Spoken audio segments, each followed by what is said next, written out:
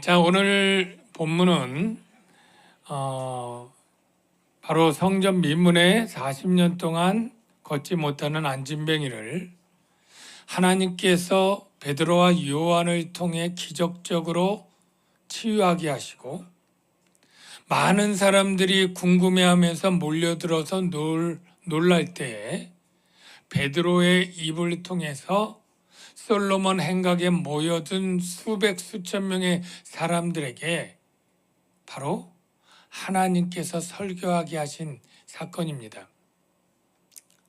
물론 베드로와 이 안진뱅이와 또 관리들 이런 사람들이 나오지만 실제 사도행전은 성령께서 처음부터 끝까지 계획하시고 주도적으로 진행을 하고 있습니다. 베드로의 설교도 베드로의 입만 빌렸고 그를 감동하시고 이 설교를 하시는 분은 성령 하나님이라고 아시길 바랍니다. 지난번에 베드로의 설교의 주요 내용은 너희가 하나님이 의롭고 거룩하신 주 생명의 주 예수를 죽였다, 이 이야기를 주로 했습니다. 그것을 한 것은 솔로몬 행각인데 제가 지난주에 솔로몬 행각을 사진으로 보여드렸는데 그 내부를 조금 더 보여드릴게요. 솔로몬 행각이 저 녹색 표시된 지붕이라고 동쪽 얘기했고 저기 내부가 저렇게 두 기둥으로 넓은 공간이고 그 앞에 사람들 그림들로 이렇게 표현되어 있는 저렇기 때문에 수백 명 이상 모일 수 있는 공간이었다라는 것을 여러분이 이미지로 조금 잘 이해할 수 있을 것 같습니다. 오늘 본문의 내용은 너희들이 그렇게 예수를 거부하고 죽였는데 그 이유가 무엇이냐? 한마디로 말하면 알지 못해서 그랬다, 이렇게 시작을 합니다. 17절을 볼까요? 형제들아, 너희가 알지 못하여서 그리하였으며 너희 관리들도 그리한 줄 아노라. 알지 못했다. 그러면 도대체 베드로는 유대인들이 뭘 알지 못했다고 책망하는 걸까요? 그들이 알지 못한 것의 가장 중요한 내용은 뭘 알지 못한 걸까요? 한마디로 정리하면 예수님에 관해서 알지 못했는데 더 정확하게는 예수님이 하나님이란 사실을 알지 못한 거예요. 그것은 예수님의 공생애 때도 그런 무지가 보였는데 예수님이 여러 가지 선한 일들을 하고 다니셨습니다. 병자를 고치고 귀신을 내쫓으시고 이러한 선한 일을 할 때 그들은 예수님에게 다가와서 예수님을 비난하고 심지어는 예수님을 죽이려고 합니다. 그래서 예수님이 묻죠. 아니, 내가 이렇게 선한 일을 하는데 무슨 일로 나를 죽이려고 하느냐? 이렇게 물으니까 유대인들의 대답이 무엇이었습니까? 네가 사람인 주제에 하나님이라고 주장하는 이 일이 신성모독 죄인이기 때문에 죽인다, 그런 얘기를 하지 않습니까? 요한복음 10장의 말씀 확인해 보겠습니다. 예수께서 대답하시되 내가 아버지로 말미암아 여러 가지 선한 일로 너희에게 보였거늘 그 중에 어떤 일로 나를 돌로 치려 하느냐? 유대인들이 대답하되 신성모독으로 인함이니 네가 신성모독 죄인이야. 네가 사람이 되어 자칭 하나님이라 하잖아. 이렇게 얘기를 한 거예요. 예수님에 대해서 무지한 죄. 그러면 베드로는 유대인들에게 예수님은 어떤 분이야? 라고 말하고 싶을까요? 베드로의 설교의 앞에 있는 내용 가운데 예수님은 이런 분이야, 이런 분으로 너희가 알아야 됐어 라고 하는 힌트가 3개 나오는데요. 3장 14절에 보면 예수님은 2가지로 이렇게 표현되어 있죠. 너희가 거룩하고 의로운 일을 거부하고, 그러니까 예수가 거룩하고 의로운 이라 하는 말이죠. 여러분, 거룩이라고 하는 말은 사실 죄인인 사람에게는 어울리지 않습니다. 의롭다는 말도 어울리지 않아요. 거룩하고 의로운 이 할 때 이 지구상에 온 세상에 한 분밖에 없어요. 바로 하나님의 아들 예수. 그리고 생명의 주를 죽였도다. 자, 예수가 생명의 주라고 너희가 알아야 되는데 몰랐다는 거 아니에요? 생명의 주란 뜻이 무엇입니까? 주라고 하는 것은 큐리어스라고 했고, 이것은 구약의 여호와를 헬라어로 번역할 때 큐리어스, 주는 하나님을 뜻합니다. 물론 종이 높은 주인을 얘기하기도 하지만 문맥 가운데 생명을 주관하는 분, 생명을 줄 수도 있고 생명을 빼앗을 수도 있는 주님은 하나님 외에는 없는 것이죠. 바로 예수가 생명의 주다. 그러면 그 다음에 예수는 어떤 분이냐? 여기 보면 18절에 하나님이 모든 선지자의 입을 통하여 자기의 그리스도께서, 자, 예수가 누구냐? 여기 자기는 하나님이에요. 하나님의 그리스도라는 얘기예요. 여러분, 그리스도의 뜻은 기름 부음을 받은 자라고 여러분 여러 번 들었잖아요. 근데 기름 부음을 왜 해요? 보통 어떤 사명을 줄 때 기름을 붓는 거예요. 대제사장의 사명을 네가 해라. 그리고 시작할 때 기름 붓고, 네가 하나님 나라의 왕을 대신 통치하는 왕으로 세울 때 기름 붓고, 선지자로 세울 때 기름 붓고, 이렇게 하거든요. 그러면 예수님은 뭘로 기름을 부어요? 그리스도, 메시아. 내가 약속한 메시아, 그리스도, 즉 구원자의 일을 하라고 기름 부은 거예요, 예수님을. 그러니까 지금 베드로의 설교를 정리하면 예수님은 의롭고 거룩하신 분이고 생명을 주관하는 주님 하나님이시고 바로 하나님이 선택해서 보낸 그리스도, 이같이 예수님을 알아야 되는데 너희들이 이같이 알지 못하니까 자칭 사람이라고 생각하고 죽였다는 거 아니에요. 거부하고 죽였다는 거 아니에요. 그러면서 이 베드로는 예수님이 이 구약 성경의 선지자들을 통해 오리라고 한 메시아, 약속된 메시아라고 하는 사실을 왜 너희들이 모르느냐? 하나님이 성경에 이미 그리스도를 보내기로 약속하고 그게 예수에게 다 맞아떨어지지 않았느냐? 이 얘기를 하는 거예요. 그게 우리 이제 21절부터 20절, 예정하신 그리스도 예수를 보낸다, 예정한 분을 보낸다. 그러면서 22절에는 모세, 그 다음에 사무엘 이하 선지자, 그리고 아브라함까지 예수가 바로 그리스도요, 하나님이 보낸 구원자, 이거를 설명을 합니다. 우리가 뒷부분을 조금 볼게요. 그래서 22절에 베드로가 모세 얘기를 이렇게 하죠. 모세가 말하되 주 하나님이 너희를 위하여 너희 형제 가운데 나 같은 선지자 하나를 세울 것이니, 여기서 나 같은 선지자가 누구예요? 바로 예수님이에요. 예수님은 선지자 중에 선지자예요. 왜? 가장 비밀한 하나님의 비밀과 하나님 나라에 대해서 가장 대언해서 말씀하신 분이기 때문에 예수님의 사명은 선지자의 사명도 감당하는 거예요. 그러니까 나와 같은 선지자 하나를 세울 것이니, 이게 예수님이에요. 너희는 무엇이든지 그의 모든 말을 들을 것이라. 하나님이 이는 내 아들이니 너는 저의 말을 들으라.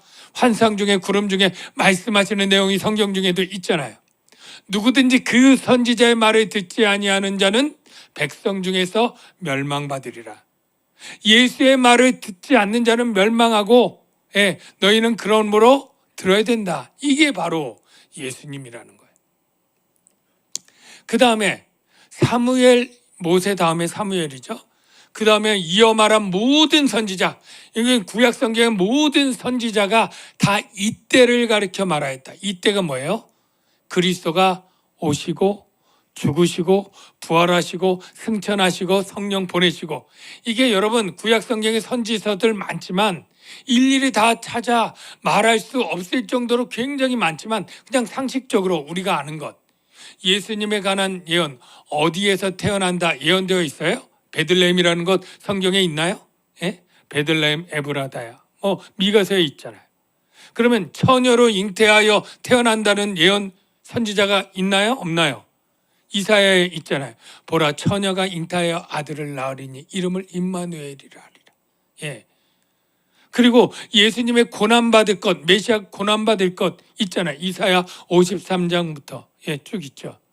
그리고 그가 부활할 것, 다윗의 시편에 있잖아요. 저가 거룩한 자로 썩지 않음을. 그리고 이사야에 그의 승귀할 것을 예언하기도 하고 성령을 보내줄 것도 예언되어 있고 다 이때를 위해서 예언이 되었다는 거예요. 예. 그리고 사도행전에 너희는 선지자들의 자손이요 또 하나님이 너희 조상과 더불어 세우신 언약의 자손이라. 아브라함에게 이르기를 땅 위의 모든 족속이 너의 씨로, 지난번에 설교했죠. 너의 씨의 씨는 후손이랑 같은 히브리어고 너의 후손이 단수로 돼 있다는 거예요. 그러니까 한 분이에요. 예수 그리스도로 말미암아 복을 받으리라. 여러분, 모든 민족이 예수로 말미암아 받는 복을 받는데 이 복이 무슨 복이에요? 성령 받고 생명 받는 복이에요. 죄와 사망으로 죽을 사람에게 성령의 생명을 받고 하늘나라를 유업으로 받는 것보다 더 큰 복이 세상에 어디 있겠어요? 가장 큰 복이죠. 예수로 말미암아 생명을 얻는다. 하늘나라를 유업으로 얻는다. 이 복이 예언된 거예요. 그런데도 유대인들은 구약 성경을 날마다 읽고 묵상하고 외우고 가르치면서도 이 구약 성경이 가르쳐준 이 예수 그리스도, 오실 예수 그리스도를 몰랐다는 거예요. 참 한심한 이야기죠. 그걸 공생애 때 예수님이 직접 유대인에게 대놓고 얘기를 하셨어요. 뭐라고 얘기했느냐면 너희가 성경에서 영생을 얻는 줄 생각하고, 유대인들에게 한 얘기죠. 성경을 연구하거니와 이 성경이 곧 내게 대하여 증언하는 것이니라. 구약 성경이 예수님에 대한 이야기지만 그거를 몰랐다는 거예요. 그러면 우리가 보통 모르는 것을 조금 이제 너그럽게 용서해. 그래 잘못을 했지만 몰랐으니까 그래 내가 이해해 줄게. 보통 뭐 그럴 수 있겠죠. 하나님이 근데 너희가 이제까지는 모르는 것을 내가 넘어가 줄게. 간과라고 합니다. 넘어가 줄게. 그러나 이제부터는 안 돼. 지금 베드로 설교가 뭐냐면 여태까지는 넘어가 줄게. 그러나 이제부터는 안 돼. 회개해야 돼. 이렇게 지금 설교를 하는 거예요. 자, 그러면 왜 이제까지는 넘어가 주고 지금부터는 도저히 못 넘어가고 회개해야 되고 회개하지 않으면 너는 멸망할 거야 라고 단호하게 이렇게 바뀌게 된 계기가 뭘까요? 이 중간에 무엇이 있기에 그렇게 바뀌었을까요? 무슨 사건? 뭘까요? 바로 예수 그리스도의 부활 사건이 있는 거예요. 부활 사건. 왜 그러냐 하면 여러분 이제 설명을 드릴게요. 사도행전 3장 13절에 우리가 지난주에 들었는데 하나님이 뭘 하셨느냐면 아브라함과 이삭과 야곱의 하나님, 언약의 하나님이 우리 조상의 하나님이 그의 종 예수를 영화롭게 하셨느니라 이렇게 얘기를 했죠. 여기 영화롭게가 우리가 그냥 흘려가면 안 되고요. 제가 영화롭게가 뭐냐면 죽음에서 부활시킨 것이 영화의 첫 단계예요. 그 다음에 승천하시고 승귀하시고 성령을 보내시는 이 사건이 영화롭게 하셨는데 이 부활 사건이 왜 중요하냐면 사도행전 17장은 바울의 설교인데 여기에 그 대답이 있어요. 알지 못하던 시대에는 하나님이 간과하셨거냐. 모르니까 그래 정확히 너희가 모르고 잘 모르니까 넘어가 줄게. 간과. 그런데 이제는 달라진 거예요. 상황이. 이제는 어디든지 전 세계 장소를 막론하고 사람에게 모든 사람에게 다 명령하사 회개하라. 지금은 그랬다는 거예요. 회개하라 하셨으니 왜냐? 이유가 있어요. 이는 정하신 사람 이제 예수를 보냈고 천하를 공의로 심판할 날을 작정하시고 이에 그를 죽은 자 가운데서 다시 살리신 것으로 모든 사람에게 믿을 만한 증거를 주셨음이라 하시니라. 이 마지막 두 절이 매우 중요한 거예요. 왜 그러냐면 전에는 하나님이 구원자를 보내는 것도 모르고 이 사람이 구원자인지 긴가민가 이렇게 할 수가 있다고 쳐요. 예수님이 기적적인 일을 할 때 하나님으로 알아 모셔야 되지만 그때까지는 몰랐다고 쳐요. 예? 그래도 가장 결정적으로 예수를 죽었는데 하나님이 그를 살리신 것, 수백 명에 보인 이것은 부인할 수 없잖아요. 바로 이게 예수가 하나님이 보내시고 하나님이 살리신 그리스도라고 하는 결정적 증거가 되기 때문에 이 결정적 증거를 보고도 안 믿는다? 몰랐다? 핑계 댈 수 없다는 거예요. 그래서 지금은 예수님이 영화롭게 되고 부활되고 성령 보낸 지금 이제는 이후부터는 회개하지 않으면 진노가 있다. 이게 바로 하나님의 뜻이에요. 그러면 이제 회개란 뜻을 우리가 다시 한번 생각해 봐야죠. 여러분, 제가 질문부터 할게요. 여러분, 회개하셨습니까? 다시 물을게요.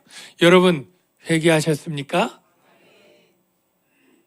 어떤 분들은 대답을 할까 말까 고민하는 분도 있고, 내가 계속 회개 중인데 아직 진행형인데 이런 사람이 있고, 아직 다 못했어, 아직 미완성, 이런 분도 있을 거예요.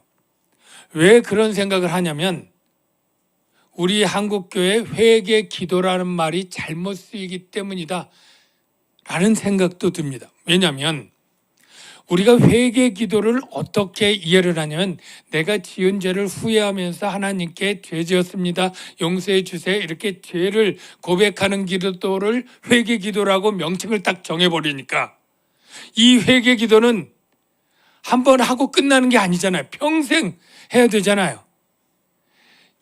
여러분, 회개 기도를 여기다 붙이지 말고 이 기도는 그냥 우리가 하는 것처럼 죄를 지은 것을 후회하여서 자백하는 기도, 참회 기도, 그렇게 하고, 회개 기도는, 회개라는 말은 기도에 붙이지 말고 회개는 어떤 것이냐면 바로 예수님을 불신하고 거부해서 죽인 그 유대인의 모습 같은 그러한 것에서 예수님을 주와 그리스도로 섬기는 것으로 턴하는 것, 이게 바로 회개입니다. 먼저 회개란 무엇인가? 이 단어로 먼저 설명을 드릴게요. 회개, 오늘 본문에는 회개하고 돌이켜까지 있는데 사실 회개하고만 해도 충분해요. 근데 돌이켜를 붙이면 더 확실하기 때문에 베드로가 회개하고 돌이켜 이렇게 얘기를 했는데, 회개하다는 헬라어로 메타노에오고요, 마음과 생각을 돌이키다 이런 뜻이에요. 돌이키다는 에피스트레포라고 하는 단어고, 이거는 삶의 방식 등을 돌이키다 이런 뜻이에요. 두 개를 합치면 일단 마음과 생각을 예수님을 불신하던 마음에서 예수님이 신뢰하는 마음으로 바꾸는 회개와, 그래서 그 삶의 방식을 예수님을 순종하는 삶의 방식으로 돌이켜서 나가는 행동까지 가는, 그래서 회개하고 돌이켜 더 확실하게 돼 있는데, 어쨌든 이것은 하나님에 대한 그러한 태도와 방식의 전환을 얘기하는 거지, 회개가 내가 일상에 짓는 모든 죄들을 뉘우치고, 그게 아니에요. 죄의 근본은 하나님을 거부하고 하나님을 떠난 것이 죄입니다. 그래서 여기 두 구절이 소개되어 있는데 다 회개를 나타내는 의미가 뭐예요? 하나님께로 돌아오다. 즉 하나님을 떠난 자들이 하나님께 돌아오다. 사도행전 14장 15절, 만물을 지으신 살아계신 하나님께로 돌아오게, 이게 회개예요. 하나님을 떠났던 자들이. 사도행전 26장 18절 좀 더 자세하죠. 그 눈을 뜨게 해서 어둠에서 빛으로, 사단의 권세에서 하나님께로 돌아오게 하고 죄사함과 거룩하게 된 무리 가운데서 기업을 얻는다. 바로 죄사함과 천국을 얻는다. 똑같죠. 회개의 결과. 사단의 권세에서 하나님께로. 여러분, 회개가 무엇이냐면 그냥 우리가 삶에 있는 죄들에서 돌이키는 게 아니라 가장 죄의 근본인 하나님을 떠난 죄인들이 생각을 고쳐먹고 이제 하나님을 따라 살아야지. 그리고 하나님께로 돌아오는 것. 이게 회개예요. 근데 하나님의 뜻은 뭐예요? 내가 보낸 아들 그리스도를 믿고 영생을 얻으라. 그러니까 회개가 곧 하나님께 돌아왔는데 하나님의 명령이 내가 보낸 아들 예수를 믿고 영생을 얻으라니 예수 그리스도를 거부했던 마음에서 예수 그리스도를 주와 그리스도로 믿고 섬기는 것. 이게 회개가 동일하게 되는 것이죠. 이해되신 분 아멘. 그러면 왜 꼭 회개해야 될까요? 왜 회개를 꼭 해야 될까요? 회개하면 뭐가 좋고 회개 안 하면 뭐가 나쁘길래 회개하라고 하나님은 그렇게 우리에게 명령하시고 간청하실까요? 회개. 자, 19절에 답이 그냥 그대로 있어요. 뭐라고 말하냐면 그러므로 너희가 회개하고 돌이켜 너희 죄 없이 함을 받으라. 회개할 첫 번째 이유, 죄 없이 함을 받으려고. 두 번째, 이같이 하면 새롭게 되는 날이 주 앞에 이를 것이요, 즉 새롭게 됨. 죄 없이 함과 새롭게 됨, 이 두 가지가 회개해야 될 이유와 목적이에요. 만약에 회개 안 하면 어떻게 되는데요?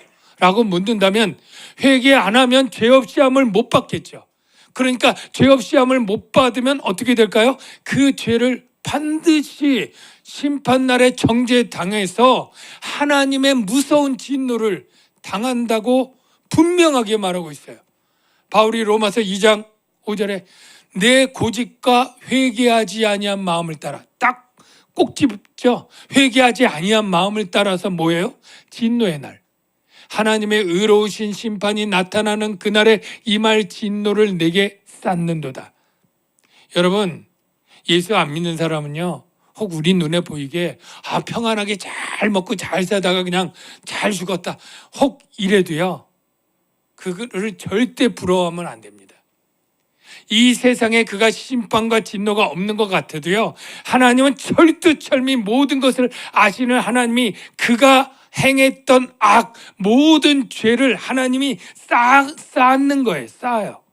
그리고 마지막에 그 진노를 퍼붓습니다. 저와 여러분들이 혹 이 세상에 하나님의 사랑의 매를 맞고 힘들고 어려움이 있어도 우리에게는 영생과 하나님의 평강과 기쁨이 기다리고 있기 때문에 즐겁게 감당할 수 있지만요, 세상 사람들은 두려움 가운데 모른 채 하고 살아도 그 끝은 무서운 진노의 심판이에요. 그 진노의 심판이 어느 정도로 무서운가요? 라고 묻는다면 사도 요한을 통해서 우리에게 이렇게 말하고 있죠. 끝에만 보겠습니다. 믿지 아니하는 자들의 끝에 불과 유황으로 타는 못에 던져지리니 이것이 둘째 사망이라.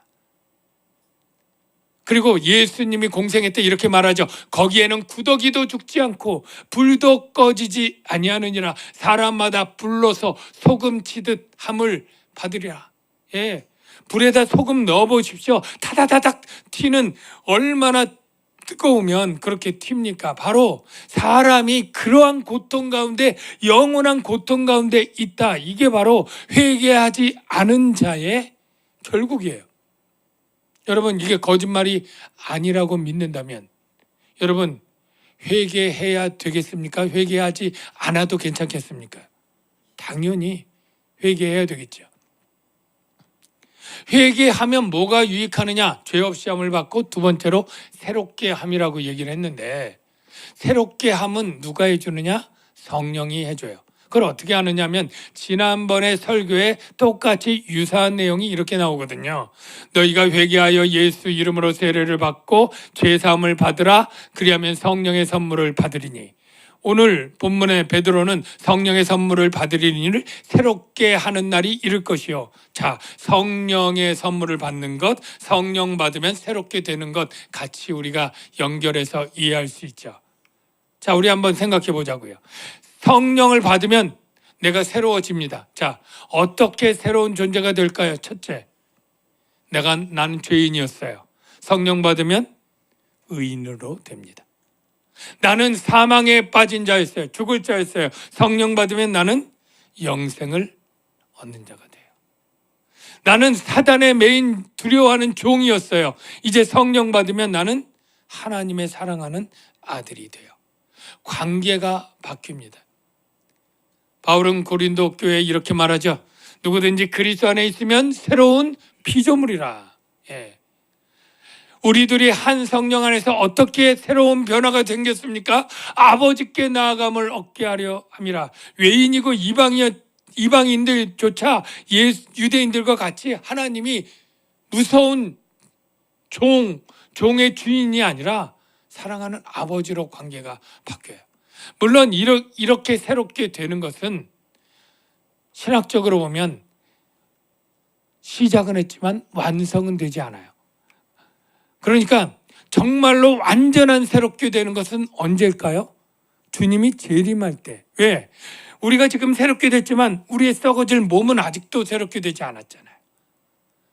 그리고 아직도 이 모든 피조물들, 하늘과 달과 별과 이것은 더러워지고 새해졌지만 아직 새롭게 되지 않았잖아요. 완전한 새로움은 우리도 몸을 새롭게 받고 모든 만물을 새롭게 하는 재림 후의 새하늘과 새 땅, 이게 완전한 새롭게 되는 것을 우리가 바라보는 거죠.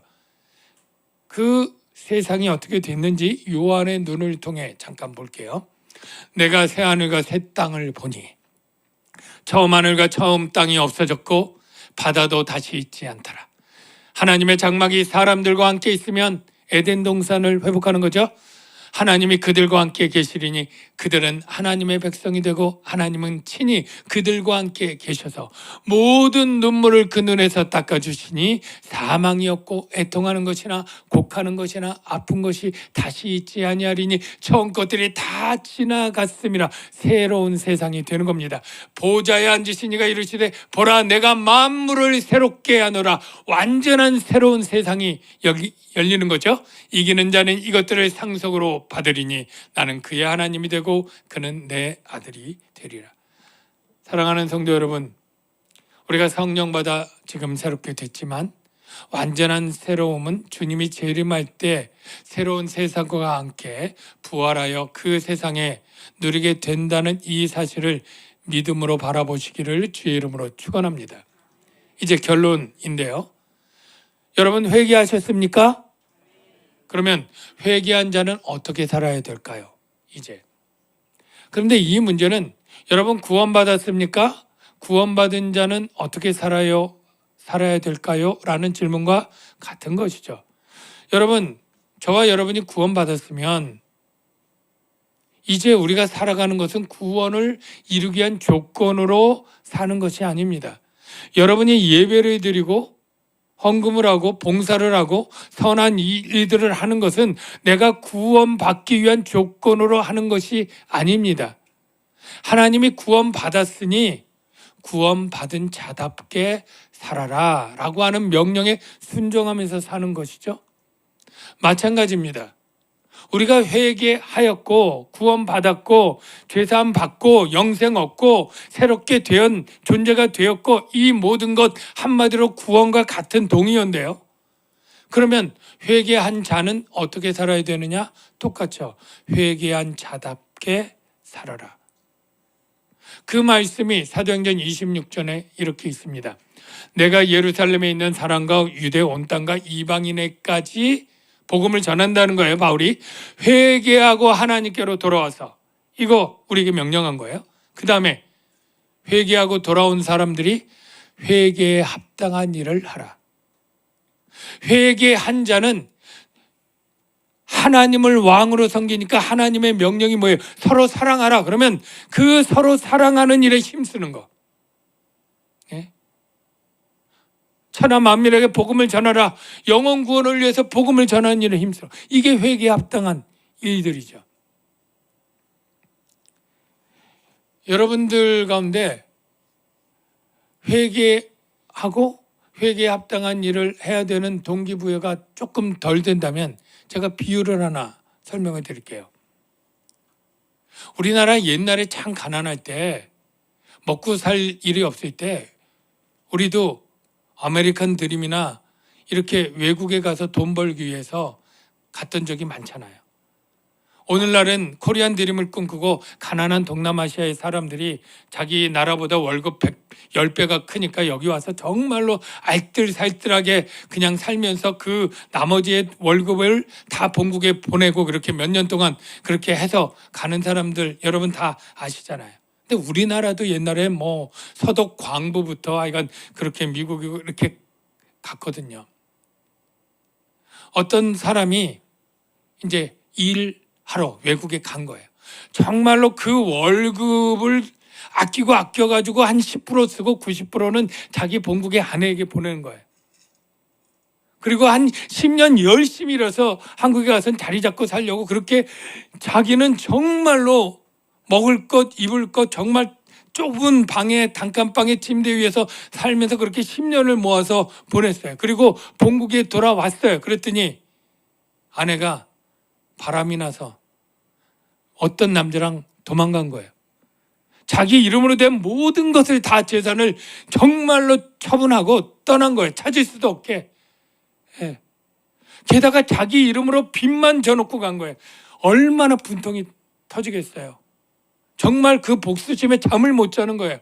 날마다 술 먹고 막 이를 갈고 그렇게 하다가 한참을 지나다가 몇 개월이 지나서 정신을 차리고 그래도 살아보겠다고. 그러니까 그 다시 일을 시작하고 그 빚을 갚아가면서 그렇게 수년을 견뎌냈어요. 수년이 지났는데 어느 날 아내가 거짓골로 다시 왔어요. 자기가 가져간 돈은 그 제비족 같은 남자에게 다 사기치고 당하고 차마 돌아올 면목이 없으니까 여기저기 일해보겠다고 하고 오히려 사채비까지 쓰고 그 사채비 때문에 시달려서 못 견디니까 그 남편에게 도와달라고 그렇게 찾아온 거예요. 자, 여러분이 아니면 여러분 아들이라고 생각하고 받아들이겠어요? 아, 회개하고 잘못했으니까 그래, 죄 다 용서해 줄게. 그렇게 하겠어요? 여러분, 그러려면 그 수십 년 동안 쌓은 상처 이건 어떡하고, 그리고 지금도 그 돈은 물론이고 지금 빚까지 오히려 져서 그 빚도 나한테 또 안아달라고 오는 그 아내를 또는 그 며느리를 여러분 어떻게 쉽게 그냥 없던 것처럼 받아들일 수 있겠어요? 여러분, 제가 왜 이야기를 하냐면 우리가 하나님 앞에 죄 졌습니다, 회개합니다, 그리고 가면 죄 없이 함을 얻으니까 그 죄 없이 함이 너무 쉬워 보이고 어떻게 보면 나 회개했으니까 마땅히 나는 죄 없이 함을 받고 네 영상을 선물로 받고 하늘나라 가야지, 당당해서는 안 된다는 거예요. 하나님은 우리를 회개하기 위해서 그냥 쉽게 되는 게 아니라 우리를 회개하고 받아주기 위해서 자기 아들을 죽이셔야 되는 거예요. 그 사람이 그 빚을 떠안고 자기의 모든 상처를, 자기 아내를 다시 품기 위해서는 그 모든 상처와 그 빚을 떠안고 받는 그 고통을 감내하고 회개를 받아주는 거예요. 이야기가 성경에 그대로 있습니다. 호세아가 바람난 떠난 그 고멜, 남의 집에 여인이 되고 창기가 된 그 여인을 다시 찾아올 때 그가 가져간 돈 가져오는 게 아니라 자기가 그 여자 몸값 가져가서 지불하고 데리고 와야 되는 거예요. 여러분, 돌아온 탕자 얘기를 예수님이 할 때 그 아버지가 그 망나니 같은 둘째 아들이 재산 3분의 1 달라고 하잖아요. 원래 장자가 2몫이고 차남이 하나니까. 근데 여러분, 3분의 1 그 재산이, 그 아버지가 꽤 부자인데 그 현금으로 3분의 1을 갖고 있었을까요? 대부분 부동산이에요. 논이고 밭이고 땅이고 포도원이에요. 그러면 3분의 1 돈 마련하려면 어떻게 해요? 금매로 팔아야 돼요. 금매로. 그때나 지금이나. 재산이 엄청 충난 거예요. 그러면 돌아온 탕자에서 너 돈 가지고 반은 갖고 와라. 그렇게 했나요? 그거 아니고 그냥 앉는 거예요. 그 아버지는 그 평생 모았던 재산의 반을 날린 그 아들을 그냥 품고 그 모든 상처와 이것을 감싸 안는 거예요. 여러분, 우리가 회개하면 죄사함을 받는다. 나는 회개했으니까 당당히 내가 죄사함과 영생과 천국을 누릴 것으로 생각하면 안 되고, 회개하면 죄사함을 주기 위해서 주님께서 자기 아들의 십자가에 죽이신 그 엄청난 희생과 고통을 우리는 알아야 돼요. 그래서 이것을 감사로 받아야 돼요. 회개해서 죄의 사함을 받는 게 당연한 권리가 아니라 너무너무 염치 없고 너무너무 죄송하지만 무한한 긍휼과 인자하신 하나님의 은혜로 회개하면 죄사함을 준다는 은혜를 베풀어 주시니 너무너무 감사합니다. 이제 그런 은혜를 받은 내가 이제 주님을 위해서 무엇을 하면서 살까요? 주님께 감사하고 주님을 높이며 살겠습니다. 이게 회개에 합당한 자의 삶이 되지 않을까요? 저와 여러분에게 그 은혜가 있기를 주의 이름으로 축원합니다. 기도하겠습니다.